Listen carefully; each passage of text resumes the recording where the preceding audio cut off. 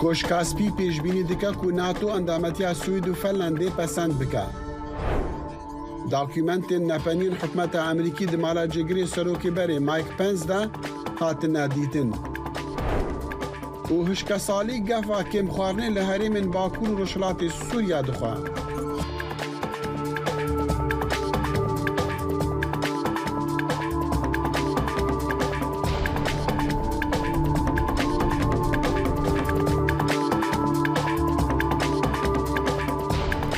دم باش و بخیر هاتن برنامه کادیا کورت کونکشن جدنگی امریکا لواشنطن نادم مجمر هفتی سپیده روزا چهارشنبه داخل شموهی ویا دمن خوش جوارا دخوازه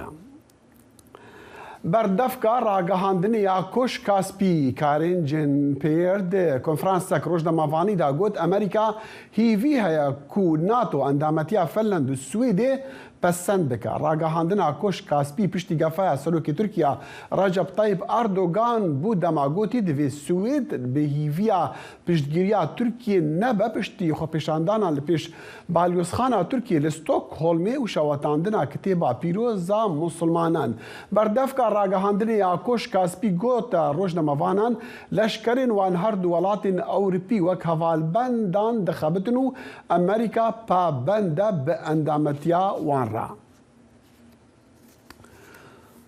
و دو سهشنبه سرک وزیر سویدی اولف کریسترسون گوت کو او دیالوگی به ترکیه را نو و دست بی بکج برکو دانستاندن لسر اندامتیا سویدی یا ناتوی راوسیانا. کریسترسون گوتا کنفرانسک چاپمنیه پیامامه هفبشت او کو ام دخوازن د پیواژوی دا بانگا آرامی بکن دا کو ام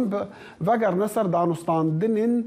کیرهاتی دنفبرا سوید فنلند و ترکیه دا لسر اندامتیا ما یا هفپار آن ناتوی وی گوت ام دخوازن وگر ندانستاندنان ترکیه جیوینین اندامتیا ناتوی به سوید و فنلند را لمهادو صباتی پلان کریبون پاش خستنا. دادگاه دستوریا بنگهین لترکیه بریار لسرگرتنا هدفی هتا صبحی پنجشنبه پاش خست.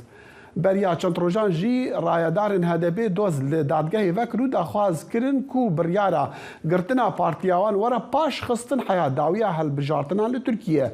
خارجان فارقين بأميرات دنجي أمريكا لآمدي باوريا چند كسان ورقرتيا هناك جوانا دي بيجن اگر هدفي ورقرتن جي لي تشتك ناي گوهرتن پروسا دوزا گرتنا هدفی دادگاه دستور بنگهین دومه هفسروکه هدفی میتا سانجار دو هفته بره سری دادگاه دستور خسبوکو لسر دوزا هدفی بریار چه بجی دستور بنگهین پشت هل بجارتنی رایحو اشکره بکه جبر که هدفی دبجه اف بریار کوی باندورا خوال سر هل بجارتنی و همی ترکیه بخه لأجنس آنادولی را گهاند که دادگاه روژا چهارشنبه رایحو اشکره دکه. گل رونشوان آمده سر دوزا گرتنا هدفی اوج بریار دادگاه چه هیوی دکن. من رونشوان بیشن او باورد کن که هدفی نایگرتن. از باورد کن هدفی نایگرتن چونکه هدفی گل کرد تمثیل دکه گل کردی هرین کم 30 میلیون کرد عالقیه الوی داره. از دبیم نایگرت. ایم زورید بیش نایگرت. çünkü gelek millet piştavi. Ya valla çiz desteği büyük. Yani bu protesto bakın, bu çünkü. Bir gırtın koskoca parti, 3. parti ya. Partiya siyasi. Bir gırtın de bir. Ne var ya? Haksızlık pırmazın. Bu amna vazim bir gırtın. Arı, vallahi piste seçimi. Piste seçimi kapat bugün. Vallahi kapat bugün o evi Kurdayı CHP ararın. Jaq Partiye ararın. لچند رونشوان جی گوتن کو هدف ور گرتن جی او باندور اخوال سریا رونشوانا چنکه ایرو اردوغان بجا چه اول نه قارشی حاکمه نه عدالت نه حقوقه نه تشک قارشی تنه او بجا چه هویه یعنی که هدف چکریه انا بجا هدف چکریه چه سوجه هدفه ايش هدف ترسه هدف نبا هدف نبا هدف نبا نه اردوغان ولا اقتداري نه قلشتر ولا اقتداري اما سوجه ديار بكرزه كرمان جازيه قابوات الفلبا قوي ما تسترها قال لك ملف بنايه قال لك مثل العديد دمر تاش نادانوان ما قال لك ما بلد يا نادانوان يا ما بشبك كرماج ما بلوشنا افنم اردوغان معاشه مؤوكريا اردوغان كوبيه تشكريا اردوغان ويا تشكريا اردوغان قلت كذا ولا اردوغان شو معاش بمعاش خدي بوشا ما بيجي هذا بابو تهببو حببو دبهبو يعني يوكاغو اولو جامعه باشا جامعه مثلا ما او بوش او دعوه بوش يعني فكر عندنا اخو مثلا غلط بينهم شاش ديك قال لك شاشش يعني كورا قرتن خلق تدبي شبكه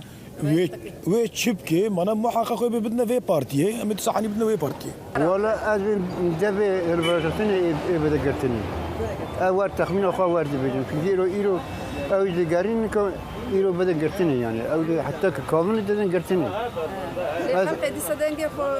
ولا برزيدا بوسقي لسر خلقي ما هي وخلقي ما كرن يعني بني بوسقي دادگاه دستور بنگهین د پروسا دوزا گرتنه دا بریار دابو کو آلیکاریا خزانه آج بو هدپی وره جمع داندن لی هدپی دست کامپین کر بیجه خزانه وان گریوانه خجی جان فارقین دنگ امریکا آمد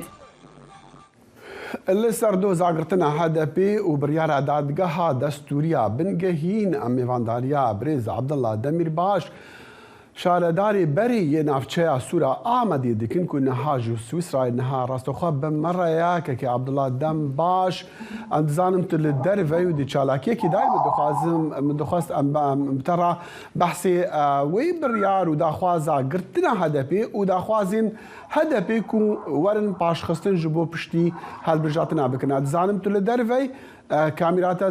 هناكي دي ليفالي خمناكا اگر دنگتا باش بگهما فرمو سلاو ريزو پیشکش کم جمعمو تماشاوانان و کرد و کردستانیان را بتایبت دولتین ترکیه دخوازه دیکتاتوری پیش بخش بوی ویجی ایرادا گل کرد و کردستانیان و گل دموکراسی خوازان اشتی خوازان آرامی خوازان بتفینه و بدنگ بگله جبوی گرتنا هدفیت خوازه بگره برچاوی خواه و دادگاه بلند ترکیه از هیویدارم دوی نزیک تا تبریار خود دیار بکی اما وجی زانن ترکیه حقوق تنه قانون تنه یک کس چه بیجه اوی دکن دو دولت محچلی بریارک دا aslında تعلیمات دا حقوقی دو هدفه بگرن ون چما سکناندینه ایرو ام بیجن دوزگرین دادگاه بلند بریار دا کی گو تأخیر کرنا پشتی هلبجارتنی رد کن ليه صباحي بريارة كبدن انشافري تشدكن او بيجي صباحي بريارة يعني تخمينكم لتلكي حقوق تنا حقوق قابا بمفي ببا احتمالك يمازن تبي بريارة نيني بكن يعني تبيجن هدف بيقرتن داخوازا هدفي قبول نكن چونكي لتركي حقوق تنا لتركي یک کس هر تشتی دکه یک زمان یک ناسنامه یک دولت و ایجارهجی یک کسه ما بساطة او یک کسا سروک ترکیه رجب طیب اردوغانه راست رجب طیب اردوغان جبای روجلات ناوین آستنگی و آلوزی و ناکوکی کی هری مزنه لازمه دولتین بیانی به طیبت خودین هز و امریکا فشکری لاردوغان نکن لدیکتاتورا نکن گله کرد و کردستانیا و گله بندست بکن بله باشا بسیار مزن او عم دکن که عبدالله عم دخوازن بزانن کانی هدفی وی چی بکه اگر بریار هاد دان کو هدفه بگرتن بتایبت جی هل بجارتن نیزیک بونا از بی بیجم هدفه و گله کرد و کردستانی و لی ترکیه دموکراسی دخوازن به alternatief لنن alternatief وان هنه از هیویدارم تفال نیستیکین دولتین دیکتاتور تفالا درخن یعنی حیاین هو گلک پارتین کردن هاتن گرتن لی چاره نبو هرچو کرد و کردستانی خورتمون ای دموکراسی خواست خورتمون جبروی ام به alternatief لنن ام alternatief خوش بکن از هیویدارم ام گلکی اوین گلک باش بگرن devleta Türkcizane ki edi Kurd Kurdistani ve koka demokrasiyeye ev irade nikarin bitafinin cibervi برا همون قالي ما بهيفي بن هدف بيقرتن alternatif هيفي فرن يعني از باورم قالي كرد بوی تشتی تبرسی بکی مزن بدن وی دیکتاتوری. بله كاكي عبد الله مزانن هونجي بريده ما كد زندان دابونو قالك هفالي نوا إشارة دارين بريوي النهاجي كوهاتن هالبجاتن جي زندان دا معنا مدو خاص بزانم يعني اف هالبجاتن واف روشة سياسية بقشتي له تركيا درباز دباوي كرد شي هيفيا دكن كرد بتشي هيفينا دكارن شي بكن حتى اف روشة لدي جيوان دي يعني ان اف سياسة لدي جيوان تنكرن بين راوستاندن بتایبەت ئەم داخوازەمەوەکی یەکەمین مەرکەزەرگۆنێکی یعنی قانونی ئێساریکی ئازادیخواز دموکراسی و ناسنامەین هەموو جودا و ئۆلێن جودا ناس بکە. دوێمین ئەم دخوازن وان بەرەندامێمە و نامزەتێمە هەر سەرۆکێمە بەرێ پارلەمەنتەرێمە شارەدارێمە بێتن بەردان هەموو گرتیên سیاسین بێتە بەردان و وان قەیوما ڕاکن وان قانونين دجي تروري دبيجنيا اوانا هم بيتن گوهراندن اف قانونين لهم بري بارتيين سياسي بيتن گوهراندن لازم گاوين آشيتي و آزادي بتاوتن هيوية ما دخوازي ما اوه بله اما ام دوي باوري دانه اوي هلبجارتن ادامه سركبن و لتركيا و روجلات ناوين و كرد و كردستانيان دا بكوكا آزادی بکن. كاكي عبد الله قال بله قال كيس باس فرمو اگر بكرتي یکیتیا کرد و کردستانی هم دخوازن دروجالات تناوین دا 4 پرچه کرد گرک ببن یک دنگ بن. بريز عبد الله دميرباش شارداري بري سورة آمدي بمرة بود بشتي دمك دريش كوج ما قطيا ابو جاري كدي دبا ميفاني دنگ امريكا قال كيس باس سلاورز سرکفتنا کرد و کردستانی صعبی بجید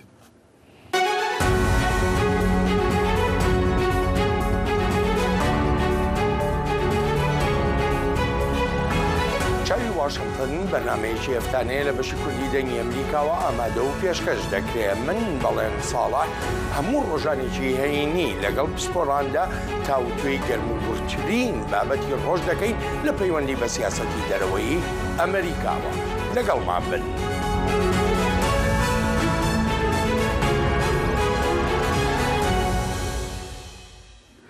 داکیومنتین کو به بلگه نپنی هاتنا نیشاندان و ناسکرن هفتیا بوری دمالا جگری سروکی بری امریکا مایک پنس دا لی اندیانا هاتنا دیتن پاریزرین وی دنامه که دا جهلا رویترز و هاتیا دیتن دبجا کو او داکیومنتین نپنی را دستی اف بی آی کرنا گریک جاکوب پاریزری پنس ده هجدهی وی مهیدا دنامه که دا جه آرشیفان اجتماعی را شاندیا د رادگهینا کو ودیتنا وان بلگیان اشکره دکا او د 22 ریبندان دا بنامه یک جدا آگهداری آرشیف کریا کو اف بی آی جبو برهف کرنا وان هاتیا مالا جگری سروکی بری اف ودیتن پنس دخا ریزا سروکی خواه بری دونالد ترامپ و سروکی نهای امریکا جو بایدن پشتی کو بلگین نپنی کو نشان نپنی لسرهنا دمالن واندا هاتنا دیتن او دزگرکا ولایتا جورجیا کو لیکولین لسر هولدان سروکی بری دونالد ترامپ دکا جبو برتن کرنا یعنی بطال کرنا شکستناوی ده هالبجاتین سروکاتی دا این سال 2020 دا و لوی ولایتی گوت کو بریار در باری تاوام برکرناوی دمک نزیک دا ورن راگهاندن فانی ولس دادور آگشتیا حریما فولتن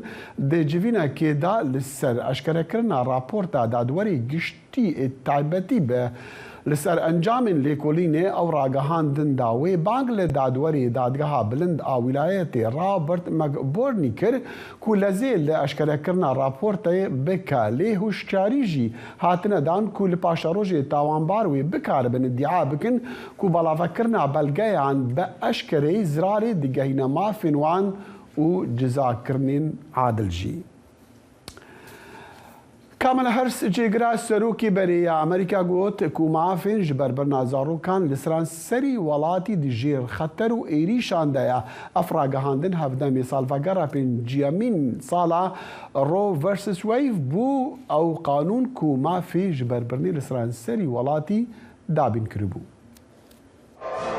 کاملا هاریس جێگری سەرۆکی ئەمریکا دەڵێت مافەکانی منداڵ لە باربردن لە سەرانسەری ویلایەتە یەکگرتووەکانی ئەمریکا لەژێر هەڕەشەدایە. خاتو هاریس ڕۆژی یەکشەمە ڕەخنەی لە کۆماریەکان گرت لەو دەمەی لە فلۆریدا قسەی دەکرد بە بۆنەی 50مین ساڵ ڕۆژی ئەوەی بە بڕیاری ڕۆ ڤی وەید دەناسێت و لە ئێستادا هەڵوەشێنراوەتەوە. کۆماریەکان لە کۆنگرێس ئێستا داوای قەدەغەکردنی منداڵ لە باربردن دەکەن لە سەرانسەری ئەمریکادا. هەندێکیان تەنانەت داوای قەدەغەی لە باربردن دەکەن لەو ساتەی خانمەکە دووگیان دەبێت. هەر ژنێک لە هەر ویلایەتێک لە وڵاتە مافی هەیە بڕیار لەسەر سەلامەتی جەستەی خۆی بدات کە لە مەترسیدا بێت. من پێشتر گوتومە و دووباری دەکەمەوە و دەڵێم ئایا کۆماریەکان چۆن دەوێرن مافی منداڵ لە باربردن قەدەغە بکەن؟ چۆن دەوێرن؟ کۆشکی سپی دەڵێت هەتا ئێستا نزیکەی 60 پرۆژە یاسا دژ بە منداڵ لە باربردن لە دانیشتنەکانی تەشریعی لە ساڵی 2023دا پێشکەش کراوە. تەنها لە فلۆریدا ساڵی پار ویلایەتەکە منداڵ لە باربردنی بەبێ چەنوچۆن بۆ حاڵەتەکانی دەستدرێژی سێکسی قەدەغە کرد. کاملا هاریس جێگری سەرۆکی ئەمریکا گوتی زۆرینەی ئەمریکایەکان لە دژی ڕێکارەکانی دژ بە منداڵ لە باربردنن.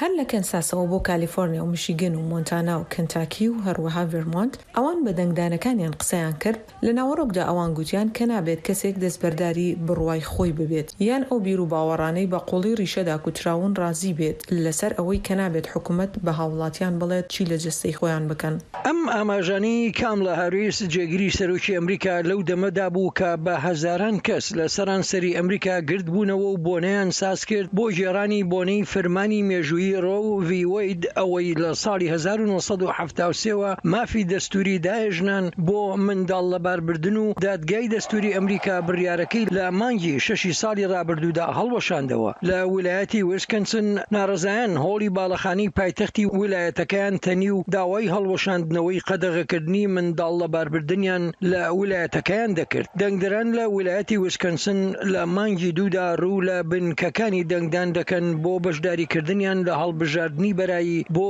دادگای باڵا و لە مانگی 4دا دەنگ بۆ هەڵبژاردننی دادوەرێکی نوێ دەدەن. پێویست ئێمە ژمارەی زۆرمان هەبێت بۆ ئەوەی دادگای باڵا بەدەستبێنین. جا پێویست ناکات ئێمە 174 ساڵ بچینە دواوە. ترسەکە ئەوەیە کە یاساکان و ئێمە بەرەو دواوە دەبن. دارێکی مەزن بوو ئەوەی توانیمان ئەنجامی بدەین بۆ ڕێگریکردن لە هەوڵی کۆماریەکان. جا ئەگەر بتوانین درێژە بەم تەوژمە بدەین و بەردەوام بین ئەوە دەنگدان کاریگەری خۆی دەبێت. چاوەڕوانیش دەکرێت کە منداڵ لە باربردن لە هەڵبژاردننی ساڵی 2024دا لە ئەمریکا ببێتە بابەتێکی سەرەکی. سمکۆ عزیز دەنگی ئەمریکا. هێزین سووریا دموکرات بە هەفکاری دەگەل هێزین کۆالیسیۆنە نفنەتەوەی دەست بە ئۆپراسیۆنەکە چەکداری لە دژی شانەیەن ڕازاییەن داعشێ لە هەرێما ڕەقە کریە. بەیانەری دەنگی ئەمریکا لە قامشلوزانە عومەرنا ڕاستەبخۆ بمەڕایەژ بوو ئەم بزانن کە ئەو ئۆپراسیۆن بچمە بەستەیە لوکوی دەرەیە و چاواتێ برێڤە برنجانە فەرموو. دم باش داخل جخوال رقاي إيشب دورة ساعات 12 دس بأوبراسيون ديكيريا هذا سوريا ديمقراطيك اللي قال هذا الأولكارية هدرين وببشتيفانية عزباني جالية كواليسيون النتوية شري تيجي داعشة دفرا رقا قندواري وي طبقا قندواري وي كرامة وسرين اف دفرانا ديك أرمانجا خوا جو لديجي شانين داعشين فشارتي جو لدسبيك افي صالده پر ایریش پیک آنینا گو لسرانسری سوریه 22 ایریش داعش پیک آنینا 16 جوان لدیجی هزن سوریه دموکراتیکه و 12 جوان ایریشان دبرن رقای طبقای پیک هاتده جبر ویجی ولسر بنگاه آگاهیین گو استخباراتیین هسته گو اپراسیونا بروسکا جزیره ده دسپیکا وی سالی ده بدست خستبون او آگاهیانا سوده دا کوالسیون و هسده مسوی اساسی مسوی بنگاه اب اپراسیون دست پی کرده. بله زانا حسد دبیجه که انجام في اپراسیون شویدی چی بون و عن خلق يعني اندام داعشی گرتنا نا يعني دخازن وینا بزانن اگر زانا ریل جمتها بله دشوا بورید الگورج داره کی جهیز سوریه دموکراتیک گو شوا بورید هفته کس هاتنه گرتن پرانی آوان کسی تکز گو چکدار داعشی نل سر اساس بنگها آگاهیان هاتنه گرتن وکی دنجی کسی بگومان و آلیگرین شانه داعشی دیکش بو مثل لوجستیکه ده و اپراسیون ده یا حری بالکش اوگو افجارا یکیه پیشتی 2019 گو کوالسیون نامنتوی جوان دوران وکشیابو افجارا یکیه بالافرین کوالسیون نامنتوی بدگرن و دوری والگور هناك آگاهیان شورمندین کوالسیون جیل سر عرضی لگل هسده دوی اپراسیون ده بجداره يعني اوبراسيون بفي رنجيزانا هندي راحتي هندي دلتناي دناف خلق كده درزدكاكو خلق بشتراز با داعش خطرين كسر هاري من وان تايبه جي هاري منكو لجير ده صلاة كردان دنا لقام شنو يعني حسكي جزيري وان جا بگشتی دخیل افد ورانا نها داعش لگوری آگاهی کی تکس بهاتنا بشتی گوشتنا لیدر وینی ویداوی خلیفه وی و بهاتنا لیدر لو یگو حطانها داعش وی اشکره نکری و استراتژیه کی داعش لویه گول دیجی هزن حسده کوالسیون بکارتینه مساجن داعش بوی رنگی لگوری حسده گو اف سال 2023 داعش دخواز ساله که بخویم بل دیجی هزن سوریه دموکراتیک و دورین کردی و گفکی پرمزن هسده ویاد بیجه گو دجی درین سرکه یه شاندنا چکدار داعش جبو هرمن هسده هنه داعش شربان چکدارین خواه و دگوهیزه دورین هسده جدو دوران یک جی دورا چولا تدموری آدن دورین جیر کنترولا ترکیه گو چکداران دشینه به دوره و ایریشان پیکتینه ایریشا ویداویه آبری مهکه رقایه او ایریشا کی پرمزن بو و کومی بو گو هرتنه که تکنیک ایریشن داعش ده نشان دا جبر ویجی هزن سوریا دموکراتیک کوالسیون نامنتوی و جاری ترکیز لسر دورا رقای و طبقای تکرم بتایبتی جی پشتی اولکرنا دورا هوله گو اپراسیون بروسکا جزیره یا دسبه کاوی سالی ده پیکانی بو يعني زانا عم زاننكو او دفرين كنت بحزكي نابتوان دي ايني بقشتي جي روشة قلكي خراب دنا هالبت شر ونرحاتي روشة ابوريا خراب لي دي سانجي رابورتاتو برينا هاتا قهان دي مالسر مثلا هشكا صالي جي او جي دردكي مازنا دي كبسر دردي خلكي كول هارميا دبا سدمي كون دي خلق برسي بمينا افصال ام قالك سباسيتات كان زانا امهارن جم رابورتاتا لسر ومجاري سباس بسدا مع الشر نافخا وهشكا صالية كرتي چاندنية دهري من كردن سوريا تيك چويا ده انجام داني زيكي 5 مليون خلقي وان هريمان راستي بأولهيا خوارني دبن زانا عمر بامرير دنجي امريكا برينها افرا برجقام شلو قهانديا أولهية خوارين دجير مطرسية ديه قفك جداية جو هرم باكرو رجلاتي سوريا راستي ويتي ده هرم كيدا جو حفتيش صديشي خلكين وي دبار أخوة بچاندنية دكن هشكا صالي دبه سدما مطرسية وقلق آستنگين لسر جيانا ولاتيان كاربدستن ريفبري أخوصر تبيجنگو برهمن چاندنية دا آستا هري كيم دنه نخاسم جنم جو برهما سركه جبو دابين كرنانان هفسروکا دستیا چاندنیه لباکور رجلات سوریه لیلا محمد دبیجه گو اف 2 سالن هرم ده روشک زهایی ده درباز دبه 2 سال لدو هفدو زهایی هات سالا بری ویجیش يعني سالا کی زهایی بو شريط حدودي يعني خطوط التماس نابرامه و دولتا داغ كرد او جي يعني دبنا التهديد ده موجود كارجلكي زحمتي بكشاندن هر وها قطندنا افا فوراتي أنا همو بعوامل يقول تأثير لإنتاج زراعي كد لآلیه کی دن لگوری چافدیران کارینن کم این ریوبریا خوسر دور پیچکرنا آبوری و گوهرتنا روشا هوای سدمن سرکنه گو هریم بربه برچیبونه ودچه چالکوان سویل شوان امین دیار دیکه گو کریزا گو هریم تیره درباز دبه دی باندوره که نینی لسر روشا جیانا نشتجیهن دوری بکه گلک بسکره قدرت خوکی تنابريه وكي حالا فقر وكي حالا مشاكل جواكي درت كبني بشتي صالن زهابونه و كيمبونا اليكاريان خلكن دوري دمطرسيه دنگو هرم راستي كريزك خوارني بي نخاصم دمكي دگو بر همن چاندنيه كتنا استا هري كيم ده بتايبتي گنم گو چافكاني اسركه يا خوارنيه li herêmên Bakur û Rojhilatê Sûriyê. Di sala borî de hilbirîna genim nêzîkî 300,000 ton bû. Di demekê de got pêwîstiya 5 milyon kes li Bakur û Rojhilatê Sûriyê bi nêzî 600,000 ton ji bo dabînkirina arvan heye. Netewên Yekbûyî di cotmeha sala borî de ragihand got nêzîkî 12 milyon kes li Sûriyê rastî bê ewlehiya xwarinê hatine û gelek welatiyên Sûriyê ji bo debara malbatên xwe tê dikoşin. Her wiha tekeskir got pêwîstiya bilez bi alîkariyên xwarinê li Sûriyê heye. Zana Umer dengê Amerîka, Qamişlo. چندê tirsa kêmxwarinê li herêmên Kurdan li Sûriyê mezin e. Eger kertê çandinê ev sal bê berhem bimîne, xelkê wê çawa wê debara jiyana xwe bikin û rêveberiya xwe ser çi plan hene ji bo rêgirtinê li rewşek bi vî awayî. Dilbirîn Xello çavdêrî karobarên Sûriye niha ji Qamişlo rastoxwe bi merekekê Dilbirîn dem baş em supasiya te dikin. ji bo demê we em dixwazin bizanin yanî çendê mezin e ev tirsa ku hişkesalî bibe sedemê hindî ku ewlehiya xwarinê nebe yan jî xwarin kêmxwarinî lê herêmê peyda be. Dem baş kek dexîl ji bo we jî bi rastî we jî diraforê daxuyanî kirin yanî 12 milyon Sûrî rastî birçîbûnê tên piştî 11 salan şerê navxweyî Sûriyê. Li Bakur Rojhilatê Sûriyê jî hema rewş bigire mîna rewşa Sûrî giştî ye. Îro roh herêm di asteke birçîbûnê lawaz de derbas dibe yanî rêjeya hejariyê û xêzaniyê di herêmê de pir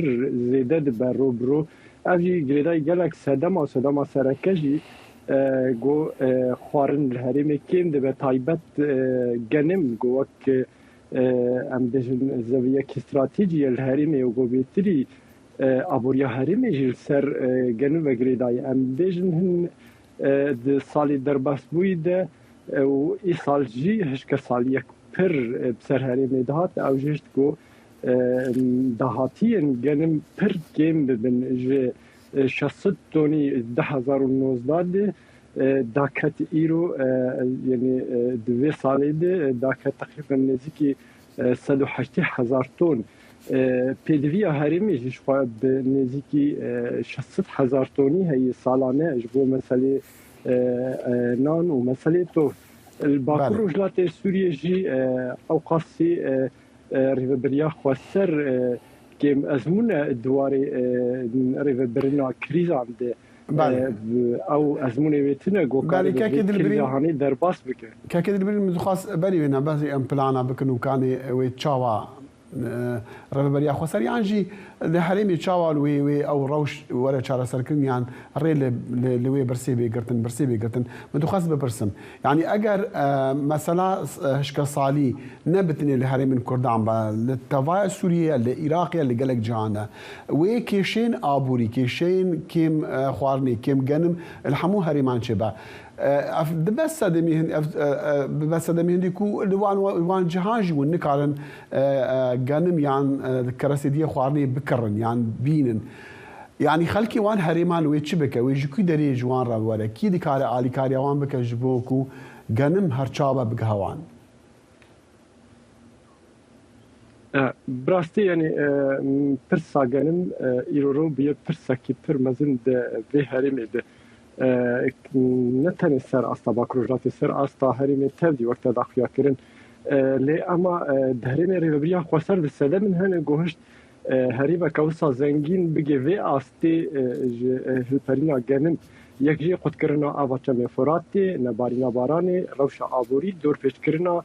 aborî ji herêmê gişî de û her wiha êrişên Tirkiye li ser herêmê taybet got 3 sedî ji zeviyên got bêtirîn nêvî ji dahatiyên genim yê em bêjin Bakur Rojhilatê Sûriyê dikir îro ro ew ji destê rêveberiya xwe ser hatiye derxistin ew jî rêjeyeke mezin dikir wek me da diyar kirin ji genim. Helbet koalisyona navdewletî ji aliyê xwe dikare mudaxelê bike û di salê borî de ez bawerim koalisyona alîkarî diyarî kirin lê alîkariyê pêwîst bi rêveberiya xwe ser got koalisyona navdewletî karibe piştgiriya wê di milê rêvebirinê de rêvebirina krîzan de يعني كواتا غريب سر كاربه بسبورا بشين كواتا آلیکاری نفنتوی به تیویا معناها وصالي من دخست از بزانم رفبريا خوسل نها بلانك هي جبو ريك هبا جيدرك هبا او خوارن بقى هوان الورا تشبكرين تشبع آلیکاری المروفاني شخوا دریه تلکوچر تکانه دری بگو آلیکاری المروفی تدگشتن باکروجلات سوریه لی او دریجی ویتای روسی ده هاتا گرتن او یا بعد سالای نزدیک سالا او دری هاتی گرتن آلیکاری المروفی قد ناگهجن باکروجلات سوریه و اواناجی یک صدم سرکه و کریزا برچیفونه دهره میده گلک جاری جره بریا خوشتر بانگل نتوانیک بوی کرد و کار به وی درگهی وکه اشخار رژیم اسلامی جو آلیکاری عالیه ویرتین او جد که فشارک سیاسی سر هرمی فشارک روبرو زنده لبه فشار سیاسی جو آنها هرم توایت در باس بده. بل كاكدر برين ديارة اف روشا سياسي وروشا شر ونرحتي وبافشونان لهرمي بونا سدم عندي كوري خصين نفنتويجي نكارن كاريخا بدرستي دي هرمي دابكن يعني اگر روشا وصاچي ومهي فيدارن چينه باكو كيم خوارني و او لهيا خوارني پیدا ببا رخصين مروفاني وي كاربن ورن كاربكن وجاركدن يعني هلبته بريانتويني قرتي هربت أبي كايا جريداهي حتى كجارده كوالسيون ناف دولتي كارول كدبي در بارد بليزة مجارة رخصتني ناف دولتي جريداهي مسألة أولهية شخصي أولهي پیدا ببه إيش تركيا سر عليه كيم ببن جفه كيم ببن و رخصتني ناف دولتي كاربن هن ريان د باکروجلات سوریه در باسی و هرمي ببن و کاربن لیکاری که باجی بکن لی وقت ما يقول جريداي روشا أولهية جريداي روشا شر و بالي كوالسيون دولتي وأمريكا يقارب باندور ديواري دبي بالي دلبرين خلو تشاف ديري كاروبارين سوريا جقامش له بمرابو قال كسباس زايلي دهنان برنامجي فرهنجي هنري بشي كردي دنجي أمريكا من أسو جبال لواشنطن دي سي هردو هفته جاري دبما میوانی ماڵەکانتە لەگەڵمان.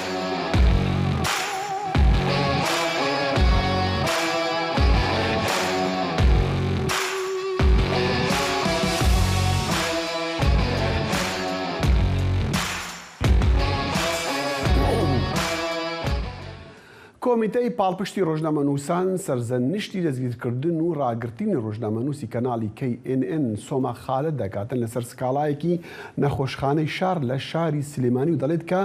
سومای ڕۆژنامەنووس بە پێی یاسای خراپباکارهێنانی ئامێرەکانی پەیوەندیکردن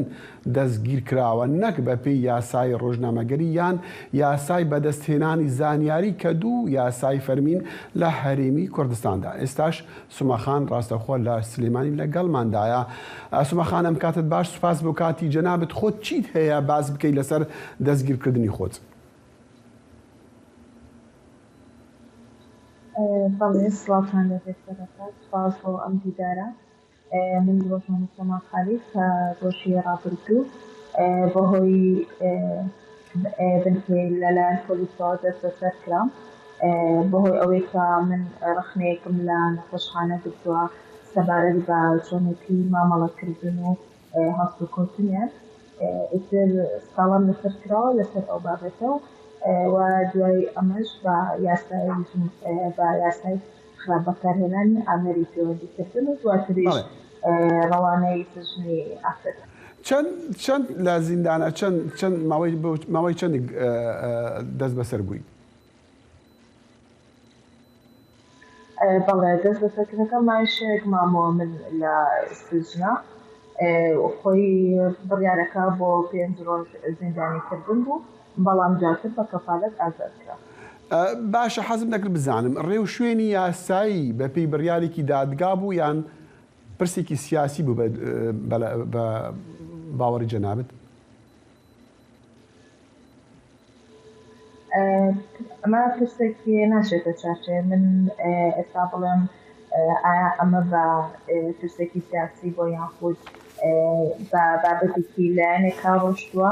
یان ئەو بابەتێکی ئەمن ئێستا پارێزەرم هەیە ئەو بەداداچنی لە کۆمینەوە لەسەر شێوازی مامە شێوازی دەستبەسێتنەوە تەنانەت ڕێکارەکان ئەگرێتە دەر و لە کۆمینەوەی لەسەر ئەکات بەڵام وەکو ئەوەی کەخوان ئاماژان تێدا لەسەر ئەو ڕخنەگرتن بووە کە من لە تۆری کۆمەڵایەتی خۆم فەیسبوک ڕخنەم لە شێواز و ئەدای ئەو نەخۆشخانەیەک تۆ ئەمانش بم بەمە تاوانباریان کرد ئەوە سۆما خان من نازانم من لەسەر فەیسبوک نووسینەکەی تۆم بینی ئەوە لە پێش چاومە هەڵبەتە و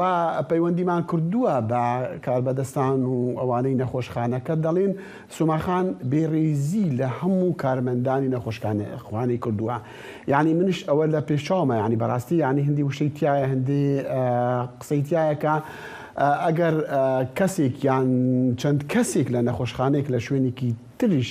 مامەڵەی خراپ یان بە شێوەیەکی خراپ ڕفتار لەگەڵ کەسێک نەخۆشێک یان ڕۆژنامەنووسێک بکەن نابێ بەو شێوە فراوانە بە هەموو ئەو کارمەندانی نەخۆشخانە وەکو یەک کە لە فەیسبووکی توا دەبینم بەو شێوەیە نووسیوە ینی بۆیە من حەزم دەکرد بزانم ینی بێجگە لە ئەوەی کە لە فەیسبووکت ئەوە داناوە و پۆستە داناوە بابەتێک بوو لە ڕۆژنامەیەک لە شوێنێکی ئەوە بەڵاو بکرێتەوە یان نا بەڵێ من کاتێکەوە ڕخنیم کردووە لە دوای سێجا سەردانیکردنم بۆ ئەو نەخۆشخانەیە کە ئەو زۆرەی ئەو زۆرە مامەڵەتی نەمبینیوە کە بەبییت نەهاتون بەدەمەوە لەسەر ئەوە من بەخێن بچوو ئەوە خۆشمان ئەزانین یعنی باش و خراپ لە هەموو دامەزرایەت لە هەموو ئەوە من کە ئەم ڕخنیم گرتو تەنانەت ناوی شخصیشم نێنەوە و ناوی هیچ کارمەندێک و پزیشکێکیش وە تەنانەت کە ئەو ڕخنێشم نووسیەوە بەگیری ناکە ناوت نهێنەوە بەڵێ ناوت نهێناوە بەڵام ئەوە لە پێشامە دەڵێ دەبێت لە پزیشکەوە تا کارمەندەکانی تەندروستی کە لەم نەخۆشخانەیە کار دەکەن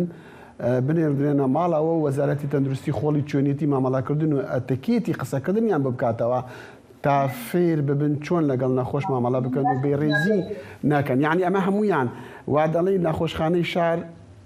ئەو نەخۆشخانەیە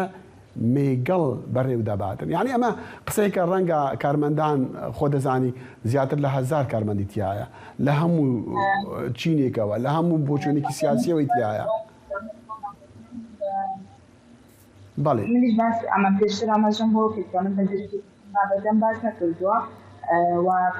دواتریشانی لە کای دەستبەسەرکردنیش من ئەمەم دووپات کردێتەوە من بە گشتگیری باسی ئەم بابەتەم نەکردووە بەسی بەشێکیان ئەەکەم ینی من ئاماژەم بە بەشێکیان کردووە نەک بە شەخص بێت بەڵام ناوی نەخۆشخانەکە بەڵام تۆ نەخۆشخانە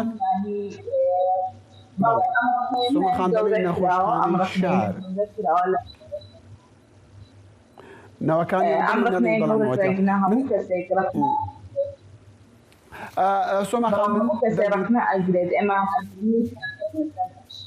بەداخەوە دەنگت باش نایەتن زۆر بەداخەوە دەمیست بزانم من خۆمان و لە دەنگی ئەمریکا هەموو جارێت دژی ئەوەن کە ڕۆژنامەنووسێک لەسەر بیر و بۆچوونی خۆی زیندانی بکریان مامەڵی خراپی لەگەڵا بکرێ ئەگەر شتێک هەبێ بە ڕێگای دادگا و بە یاسای ڕۆژنامەگەری کە لە هەرێمی کوردستان هەیە وەکو بڵین مامەڵە لەگەڵ دۆسیەکە بکرێتن کە ئێمەش کە دەزانین بەپێی یاسای بەکارهێنانی ئامیرەکانی پەیوەندیەکان تۆ وەکو بڵی دەستگیر کراوی چیت هەیە لەسەر ئەمە بڵی و بەوەش دەزانم کە میترۆش ئەوەش باسی کردووە کە نابێ ئەم ڕۆژنامەنووسە بەتابەتی تۆ سۆماخان بەو یاسایە ئێوە دەبێ لە دژی ئەو شێوەیە لە هەرێمە ڕاوەستن و مامەڵە بکەن یان بنووسن یان ڕخنە بگرن کە ئەبێ بە پێی یاسای ڕۆژنامەگەری مامەڵە لەگەڵتان بگرێ نەک بە پێی یاسایەکی ترکە خراپ بەکارهێنانی ئامێرەکانن من ئێمە لەگەڵ ئەوە داین پشتیوانی دەتان دەکەن بەڵام دیسانەوە ئەو نووسینەی تۆ لەسەر فەیسبوک لە هیچ شوێنی ترم نبینی هاتانە لەسەر فەیسبوک خۆت بوو پێم وایە زۆر سنوورەکانە دابەزی.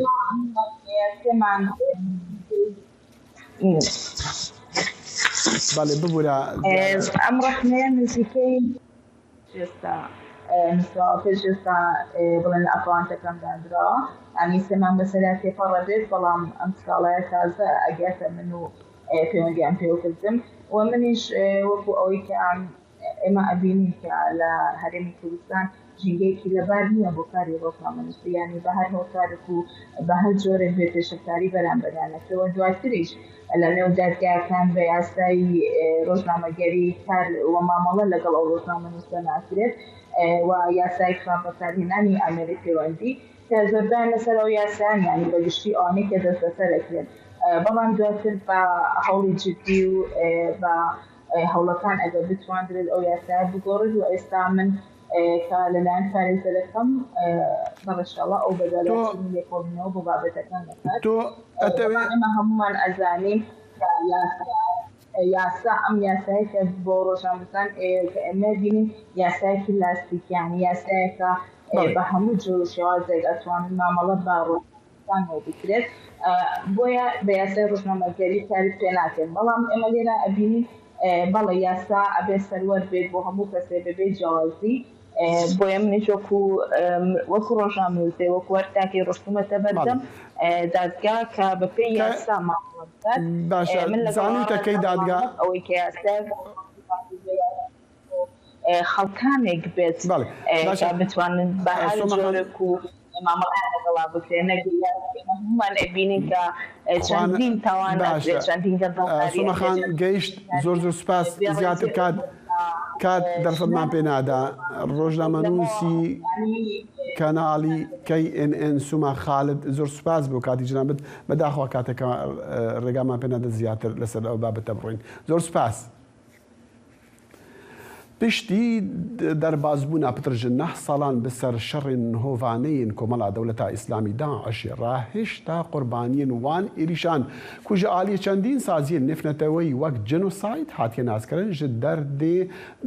destdana wendakirina kes û karên xwe dinalin û di kempên penaberan de zor û zehmetê jî dibînin. Yek ji wan xanimeke derdê xwe ji bi dengê Amerîka re hevpar dike. سوهام تمنوی 14 سالن آوارا شنگاله نهال گنده شاریا لباکور دشتانینوا دجید.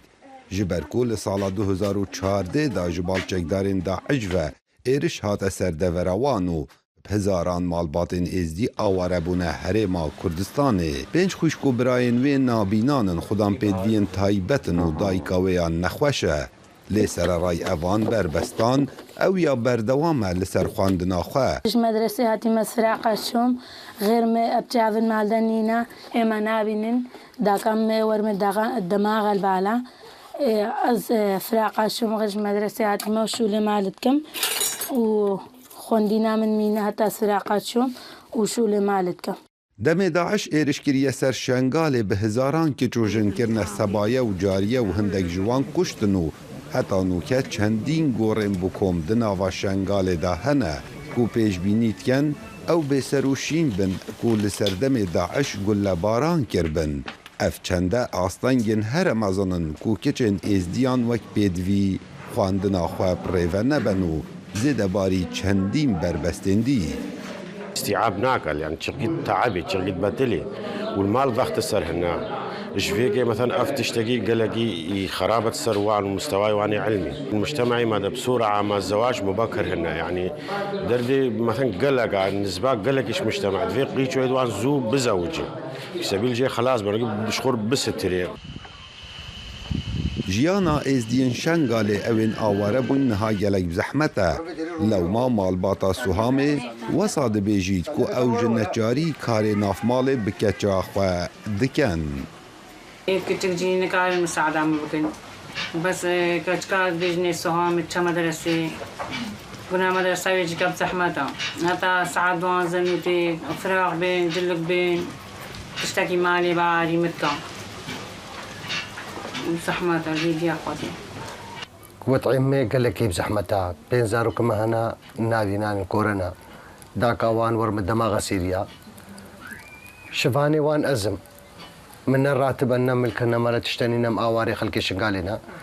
أم الكردستاننا أنه حاليا بێگومان کارەساتە شەنگالێ باندۆرێکە بەرچاف لە سوهامێگیریە و هەردەمێ بەحسا وێ ڕۆژێت هێتەکردن دەرونێ وێ تێک چیتن و خواندناخوا بە ئاوایەکی سروشتی ناخوینیت. وقتنگە قالا ڕەڤاند ڕەڤێتکن ئەزعاجت بم و خوێندینا متعدە لێت بە ئەس خوێندینا خۆشبیراتکم و خوشکبرای من نابینە وقتنگە قالکن شعورەکی نەخۆشت بام چێت بە. هەلبەت هەر کەسێ بخوینیت هیوی ئومێدەگیژ بۆ پاشا ڕۆژێ هەیە ئومێدا vêkecê ew ku bîte nûjdar da ku çareseriya xwişk û birayên xwe biketin û heman demda xizmeta gelê şengalê biketin ewên wekû malbata wê tûşî evan giriftan bûn. Kawa Emerdengê Amerîka deşta Neynewa. وشەی جندەر دووبەرەکی لە نێوان خەڵکی هەڵەبجە و حکومەتی هەرێمدا دروست کردووە و بەشێک لە شارەزان دەڵێن ئەرکی ناوەندە زانستیەکانە کە بە شێوەیەکی زانستی پێناسەی ئەم جندرە بکەن. وشەی جێندەر و ماناکانی ماوەیەکە دابەشبوونی کۆمەڵایەتی لە نێوان هاوڵاتیاندا دروست کردووە لە بەشێک لە ناوەندە زانستیەکانیش سنتەرەکانی جێندەر کارەکانیان ڕاگیراون. بەشێک لە مامۆسایان دەڵێن ئەرکی ناوەندە زانستیەکانە بە زانست پێناسەی ئەم چەمکە بکەنەوە. خۆی لە ڕاستیدا جێندەر بە زمانی ئینگلیزی ینی جیاوازی ڕەگەزیەکانی نێر و مێ بابەتێکی ئاساییە و هەر لە کۆنەوە لە ئێستاشتا هەیە بەڵام ئەوەی کە ئێستا لە شەقامی کوردستانە هەیە دابەشبوونێکی خراپە بەداخەوە ئەوانەی کە لەگەڵ جێندەر و لەگەڵ داکۆشیکردن لە مافەکانی ئافرەتان خێنە خانەی ئەو گروپانەی کە ماگەشە بۆ گروپی پەلکەزەرینە و هۆمۆسێکسواڵەتی ئەوانەیەکەن کەمە بڵین بەخشینەوەی خراپە و ئەوانشی کە داکۆشیەکەن لەگەڵ جێندەران بەڕاستی ئەوانش بە هەمان شێوە تۆمەتباری ئەوان ترەکەن کە بەڕاستی دژی مافەکانی ئافرەتن. هەردوو بابەتەکە بەڕاستی پڕگی و دابەشبوونی خراپە ناو کۆمەلگای ئێمە و ئەم بابەتە بۆ جۆرە نییە کە لە دنیاە هاتووە. لە زانکۆی هەڵەبجا سنتەری جێندەرناسی هەیە. لە ماوەی ڕابردوودا خولێکی تایبەتیش بە جێندەر لە زانکۆکە ڕاگیراوە گرژی و ئالۆزیشی لێکەوتوەتەوە. هەنێ بنەما و قاعیدە هەیە کە قبولکردنی بۆ ئێمە قورسە وەکو ئەوەی کە دینەکەمان ڕێگری لێکردی ناتوانین قبولی بکەین جا چ بگابەوەی چەمکێک بێت ئەم بنەمایانە لە خۆ بگرێت و کاری پێ بکە بەڵام لەگەڵەوەشە ئێمە لەگەڵ ئەویانین کە لە ناو زانکۆ ڕێ لە بۆچوونی جیاواز بگرێت لەبەرەوەی زانکۆ ناوەندێکە کە پێویستە دیموکراسیەتی تیا تەطبیق بکرێت ڕاست ئەشە بۆچوونەکان جیاواز بێت لە ئێمە و لەگەڵ بیر بۆچوونەکانی ئێمە نەگونجێ بەڵام ناکرێت بۆ مانایە بێت کە ئێمە مەودایەک نەهێڵینەوە بۆی کە گفتوگۆ بکەین. سەرۆکی زانکۆی هەڵەبجا ئاماژە بۆ دەکات بە بڕیاری وەزارەتی خوێندنی باڵا و توێژینەوەی زانستی پێداچوونەوە بە کارەکانی سنتەری جێندەرناسی لە زانکۆکان دەکرێت. سنتەرەکانی جێندەر بە بڕیارێکی ئەنجومەنی وەزیران و وەزارەتی خوێندنی باڵا کراونەتەوە بەڕێوەبەریان بۆدانراوە کارەکانی پێشتری هەمیشە لە خزمەتی تاکەکاندا بووە لە خزمەتی خوێندکاراندا بووە هەر بنمونە ئێمە خولی ژنی سەرکردەمان کردوێتەوە خولی چۆنێتی نووسینی ڕیسێرچ و توێژینەوەمان کردوێتەوە لەو سنتەرەدا بێگومان لە ئێستادا ئێمە کارەکانمان کەمێک هەڵپەساردووە لەبەرەوەی پێداچوونەوە بکەین بۆ ئەوەی کە چی بکەین دووبارە ئەو وێنە ناشرینەی کە پیشان دراوە پێشتر بە جۆرێک لە جۆرەکان ئەمە دووبارە نەبێتەوە.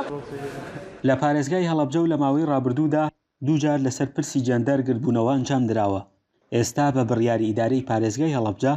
هەموو چالاکیەکی تایبەت بە جێندەر ڕاگیراوە. فەرحان هەورامانی دەنگی ئەمریکا هەڵەبجە. و سەرۆکی ئوکراینیا ڤڵادیمیر زەلەنسکی سێشەمبووی گوت ku ji kardexistina zêdetirî 10 karbidestên peyabilin bi tawanên gendeliyê divê weka karekî rotîn were dîtin wî her wesa got ku her pirsgirêkek navxweyî ku li ber welatî wî Ukraynaya divê bê hilanîn ji bo berrevanîkirinê ji welat û hewla nêzîkbûna wan ji bo Yeketiya Ewropî. Çend karbidestên peyabilin tên Ukraynaya di nav wan de berrevankarên rêz zapîşîn a şer roja şembûyê karê xwe ji dest dan di şermezariyek gendeliyê de. û wêneyên setelaytê nîşan didin ku qeşeyek hema bi qasî bajarê Londonê mezin ji 105 metran qeşa Brunit li Antarktîkayê qut bûye. Em van wêneyan dibînin ku ev قدبونا قشايا كوبشكي مزنة لروجا إكشامبوي بتر ديار بويا لشالة جسالة 2007 ورا خما هندي هبوكو أو قشا ورا حلاندنو جي قدببا اف بو بابتين ايروين كورت كونكشن هتا الصباحي دقينيك هر شادو بخت وربنو صلابو ريزن قرم جتا فايا كارمندين بشي كودي لدنجي امريكاو دم باش